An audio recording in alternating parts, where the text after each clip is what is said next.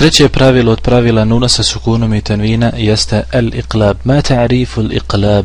Kako glasi definicija iqlaba? Al-iqlabu lugatan tahwilu shay an wajhihi.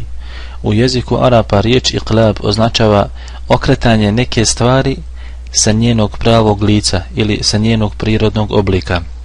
Wastilahan qalbu an-nun sakinati aw at-tanwin miman 'inda al-ba'i ma'a al-ghunnah. A u terminologiji označava prevrtanje ili okretanje nuna sa sukunom i tenvina u slovo mim kada se sastane sa slovom ba i to uz nazalizaciju. فإذا جاء بعد النون ساكنة أو التنوين حرف الباء. Pa kada dođe posle nuna sa sukunom ili tenvina harf ba, فتقلب النون ساكنة أو التنوين ميما خالصة مخفى. Tada će se nun sa sukunom ili tenvin pretvoriti u mim, čisto slovo mim, عند الباء بغنة kada se sastane sa slovom ba i to sa gunnetom. Mithl, kao u primjeru la yumbadhanna.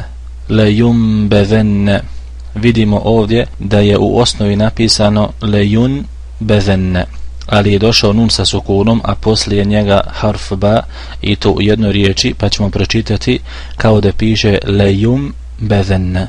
La yumbadhanna, samo što postoji nazalizacija, pa će ispasti kao la yumbadhanna. La yumbadhanna. Isto to možemo vidjeti u primjeru alimun bidhati as-sudur.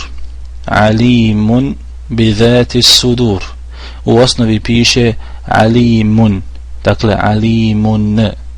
Ovo n sa sukunom je došlo, a poslije njega ba, pa ćemo napraviti malu nazalizaciju, pa ćemo pročitati alimun bidhati as-sudur. Alimun bidhati as-sudur.